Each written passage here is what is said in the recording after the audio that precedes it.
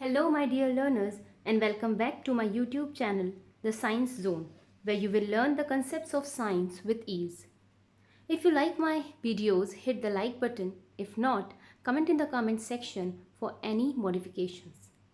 Please don't forget to subscribe my channel and hit the bell icon for latest updates. So today we are going to start with class 7 chapter number 4 heat. The contents that we are going to learn in this video are hot and cold objects, temperature, measuring temperature, reading a thermometer and types of thermometer like laboratory thermometer or lab thermometer, clinical thermometer and a digital thermometer. So let's start with the explanation. Hot and cold objects. We can simply identify the hot and cold objects by touching them. There is an activity given to you in your NCERT textbook which tells you to take 3 different jars or containers and insert or fill them up with water, one which is at normal temperature, the one which is hotter, and the one which we have taken out from the refrigerator. Now, by touching or by inserting your hand into all 3 containers, you will get to know which container has the water which is of high temperature, which is hot, and which one is cold or which is the intermediate one. Now, this we can change. We can continue or we can conduct the same activity with our next hand, the other hand, and we can again find out that there is some difference between identifying the hotness from both the hands.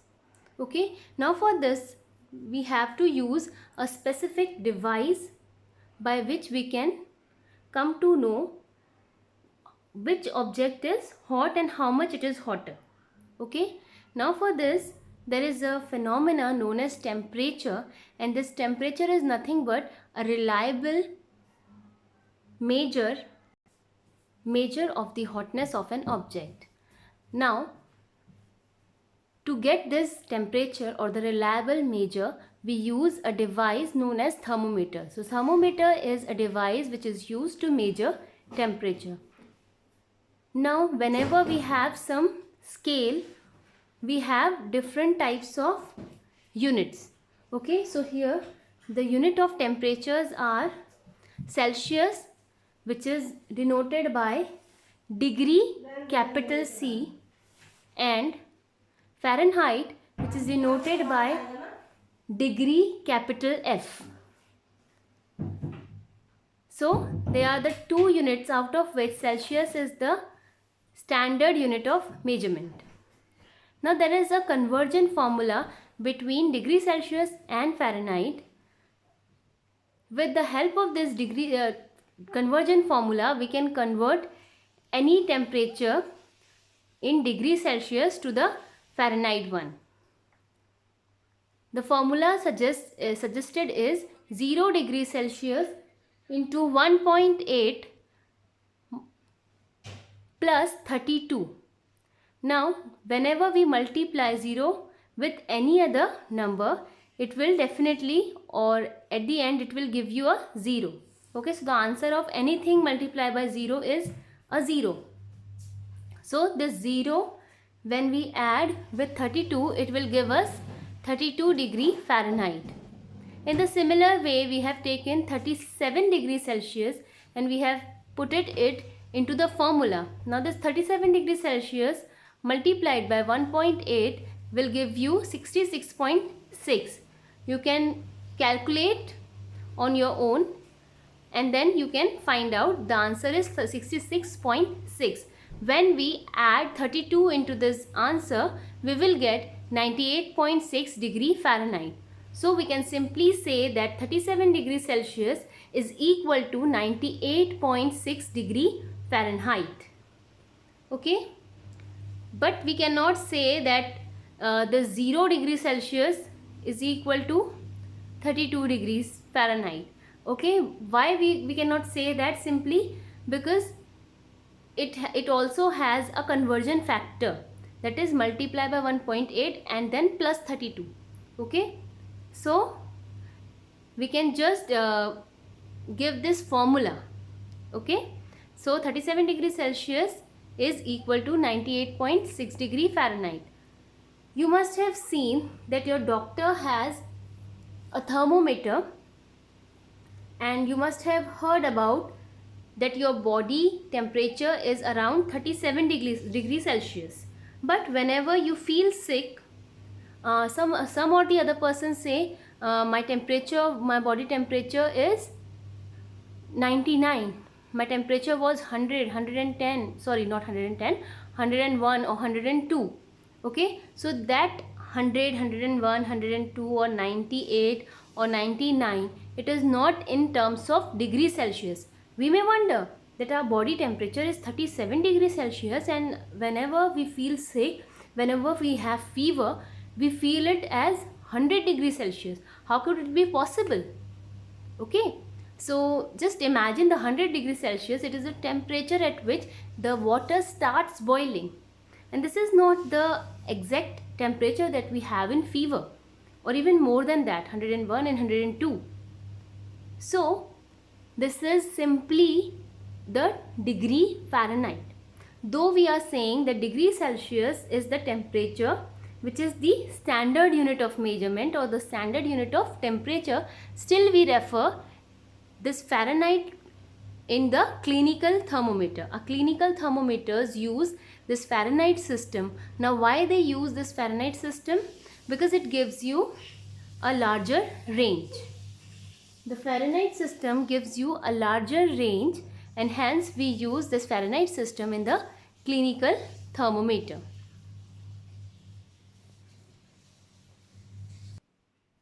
Let's further move on to the types of thermometer. We have this clinical thermometer, as you can see in the diagram. This small one is your clinical thermometer. It has mercury, which is denoted by capital Hg. It has a small capillary in which mercury is filled. Similarly, the mercury is filled in this long thermometer. It is a glass rod containing a small thin capillary in between. Now this temperature or this thermometer is your laboratory thermometer. Okay, so clinical thermometers, they have a range of 35 degrees Celsius to 42 degrees Celsius, or in terms of Fahrenheit they are 94 to 108 degree Fahrenheit. They are used in the medical line by medical practitioners, your doctors, nurses and other staff members.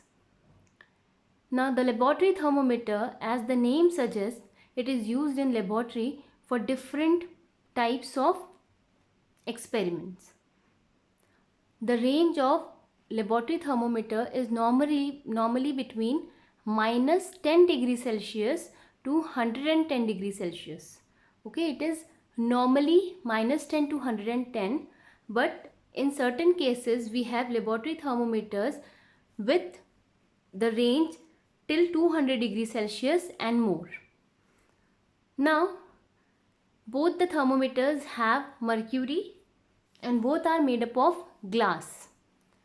This mercury, okay, one more thing, in the clinical thermometer there is one thing marked as kink. Okay, now what is this kink? This kink is nothing but a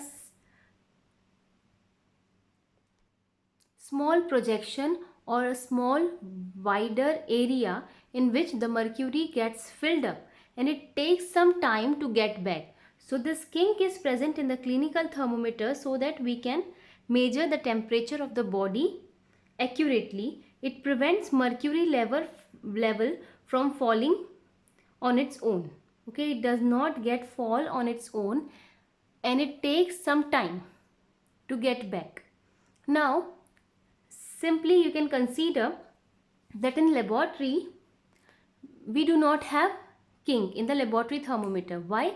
Because we are going to measure the temperature of the liquid or any of the chemical just as soon as we have to take the reading. For example, for the boiling point or the melting point, we just measure the exact point. We have to look for the exact point, so there is no need to wait for the reading. But if we take the example of a clinical thermometer, what happens whenever we go to a doctor? The doctor washes the thermometer first, okay, it inserted in some solution, and then it wipes it with the cotton, and then it gives it to you to keep it under your tongue. Now apart from tongue, the temperature can also be taken from your armpit, okay, because these are the areas from which the exact body temperature can be taken easily. Now while the temperature has reached, after some time the doctor has to take it out, and then he has to take the reading, okay. He has to take it out from your body, whether it is below the tongue or from your armpit, and then he takes the reading. So this process takes around 1 or 1.5 minutes. Now in this time, the mercury level should not get back to its original position, and hence a kink is provided in the clinical thermometer and not in the laboratory thermometer. The third type of thermometer is the digital thermometer. Now why there is a need of replacing this clinical thermometer by the digital thermometers? The digital thermometer is somewhat like this. We have this kind of a digital thermometer. It has some button. We have to press this button, and then we can get the reading. Okay, so this is the digital thermometer. Now the digital thermometer also gives the body temperature. It is also used to measure the body temperature nowadays by the doctors. Why? Because the clinical thermometer has mercury in it, and mercury is very toxic in nature. In the previous lecture or in the previous chapter, we have learnt about mercury, that mercury is one of the metals which is present in liquid state at room temperature. Now this mercury also has some toxic effects, and due to this toxification, when the thermometer breaks, the mercury gets out of the thermometer and it may spread all around. And after spreading, it may also get into your body and hence may harm your body. And that's why, to remove or to eliminate this kind of toxification, the clinical thermometers have nowadays they have shifted to the digital thermometer, or they have been replaced with the digital thermometer. Now at some specific places we can use the digital thermometers in laboratory also, but in some small laboratories we cannot provide all the digital thermometers with such a large range, and hence, because these digital thermometers are far more costlier than your laboratory thermometers, the normal laboratory thermometers, and hence at all the places we are not replacing the laboratory thermometers with the digital ones. Then we have some more types like maximum minimum thermometer. We get the weather forecast every day, and this weather forecast tells us not only about the rainfall but also about the temperature, the minimum and the maximum temperature of the atmosphere. So the temperature which is taken up, the weather forecast or the temperature of the weather is taken up by this maximum minimum thermometer. Again we have one more kind, that is food thermometer. Okay, so this food thermometer is basically used to measure the temperature of different types of food articles. Okay, different types of food articles, while they are packaging, they are measured for their temperature, and hence this food temperature is also food thermometer is also a type of thermometer. Like this we have more or many other types of thermometers, but at present you only have to focus on these three, that is clinical thermometer, laboratory thermometer and digital thermometer. Now I hope you all have understood all the topics, starting from the hot and cold objects till your types of thermometers. In the next topic or in the next video, we will learn about the coming up topics of this chapter. All the best, my dear learners, and please keep reading, keep learning, keep reading and increase your knowledge. Goodbye and have a safe day.